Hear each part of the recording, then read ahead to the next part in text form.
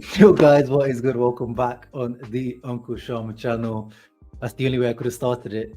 Federico Dimarco on his birthday. Well, his birthday was a few days ago, but as I talked about in the match preview, that's the reason why I put Dimarco as my main image, thumbnail image for the preview of the game. 26th birthday. Is there is there ever been a better birthday gift to yourself than scoring from pretty much the halfway line? 56.08 meters is where he scored from.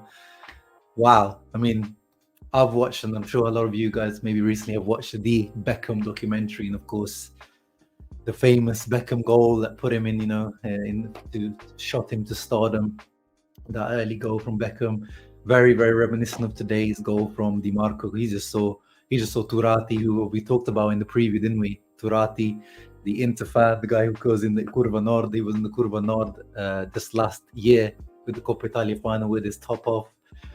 But he had no chance, Dimarco. I don't know if he saw him off or he just kind of looked and just tried his luck. But his luck came through today. What a goal. And to me, that is already goal of the season, not a candidate. That's goal of the season already. Give it to Dimarco. He is the winner. That's going to be a goal that's replayed for years and years and years to come. And I'm sure he's going to be replaying that in his family and his friends for years to come. Hat off to Fede Dimarco. Beautiful, beautiful. And he deserved it. He deserved it. And that left foot is just magic. And he had a good match today as well. Recently maybe he's been a bit up and down, but he had a good match. But anyway, in general, let's get into Inter. I mean, I delved into the Dimarco goal because it was just couldn't ignore it. But peace has been restored into the world. The terrorism of Allegri and Juventus returns to second place. That's how things should be right now. Inter 6 wins in a row. They did exactly what we asked them to do, what they needed to do, which was get the win at home against Frosinone. I predicted a 3-1. Into 1-2-0, so I got the difference in goal right, but clean sheet, fantastic way to end this set of fixtures, get into 12 matches played. So now we have a nice sample size as well with this Inter team and Serie A in general. And clean sheet, top of the league. No better way to end. The only surprise today, the negative surprise, that Lautaro didn't score, which is crazy these days. His average goals per game in Serie A at the moment he was averaging more goals than games in Serie A. So this was a bit of a shock today to the system. But apart from that, pretty business as usual today from Inter. Really impressive performance. They kept the pedal to the metal. Marcus Thuram, my goodness, once again today there was an action, the one where he won the penalty, where look, he's got two guys absolutely on the floor. Fake shot on the one guy, fake shot on the other guy, wins the penalty. Maybe a touch soft, maybe a little bit of a dive from Thuram. To be honest, I think he should have just got past that challenge and shot on goal because that run deserved the goal. But the fact that you can just launch the ball, like he's literally an emergency out ball, Thuram, is so nice to have. In that moment, Inter was sat quite deep. They launched a long ball into Thuram. He somehow won it and then just launched a one-man attack, and he won a penalty from it. This is what he adds to this team, and it's amazing. There was times where maybe Lukaku was doing this for us, where he could just kind of hoof it up, Lukaku, and inshallah, and he'll do something with his physicality and stuff. But Thuram is doing it in a slightly different way, but it's getting to a really, really important level that when Inter are struggling, you have this out ball into Marcus Thuram, and today he won a penalty. And of course, Calhanoglu, 100% conversion rate again. Now he's 11 out of 11 for Inter in total. And as Opta Paolo tweeted, he's scored the most goals from penalties in the Big 10 European leagues so far. He's converted all the 9 he's taken for Inter in Serie A safety. So he's leading the way, and not just for Inter, around the Big 10 European league. So he is the penalty merchant that every single team needs. Calhanoglu, and that connection, this is why I picked that thumbnail as well. You can see off the pitch. I don't know if you guys follow, Inter and Hakan and Thuram off the pitch on Instagram. Hakan and Thuram seem to have got like a really good connection off the pitch, and that thumbnail just kind of perfect way to show this friendship and this group in general, guys. The vibes I'm getting off this Inter team. Of course, we're doing well, so the vibes are going to be good in general. But it just seems like a good vibes, good atmosphere, good environment, doesn't it? At the moment, Inzaghi's created the perfect chemistry along these guys. There doesn't seem to be any big egos. Lukaku's obviously to cause problems. Really, really solid group of players by the looks of it. And Stefano Sensi exists. Stefano Sensi exists, guys. I was shocked when I saw this on my screen. I had to take a screenshot of it because, of course, we know about Carlos Augusto. But Stefano Sensi, I mean, today Aslani pulled up with an injury pre-game, so this is probably the reason why Sensi was brought in. But it's good to see that, first of all, he's not injured and he exists. Both of those two things. And, of course, when he came on, you saw his technical ability as always.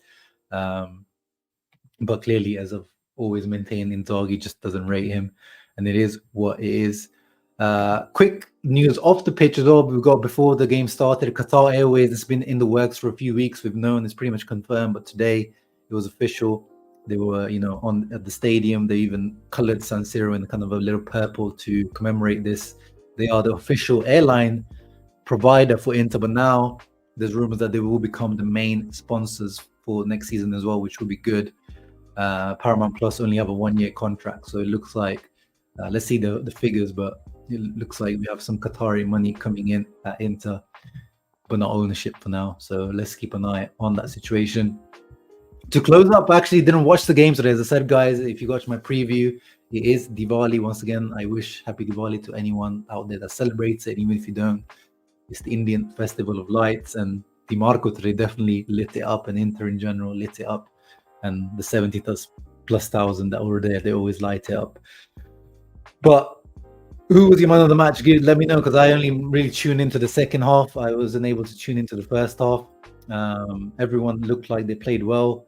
Of course, as always, Hakan is always given a lot of high ratings from these app rating websites because of his high passes and completions and all that.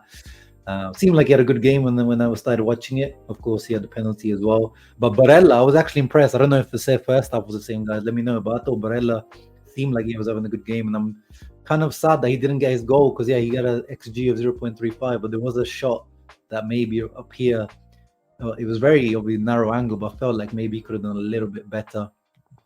But I seemed like more like the normal Barella to me. Dumfries should have done better with one chance as well, but he looked decent as well.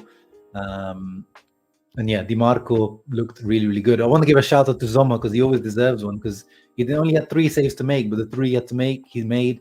There was one shot that hit the post, but he was reactive to it. It looked like he had it covered. Really good on the ball as well today. 91% passing accuracy, 63 on the long balls. He's just a certainty now. He's just a certainty. And on the substitutes, good to see Marko Arnautovic back. As I said in the preview, I want to see 20-25 minutes from him. We've got that. Frattesi looked decent as usual when he does as a substitute. But all good, all good. Now it's all important for us is to get Cuadrado back.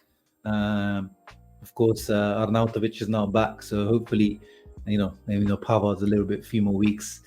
On the Frosinone side, they weren't too bad. I mean, XG-wise, let's have a quick look. They had a bit more possession, but only 0.65 XG. Inter completely obliterated them. Underperformed their XG actually by quite a bit. Wasteful first half from Inter. But Frosinone continues to show that they're a decent team. Sule, as the guy to watch that we said, and he was. So, I think they'll be fine. I think they should be safe this season, Frosinone, for sure.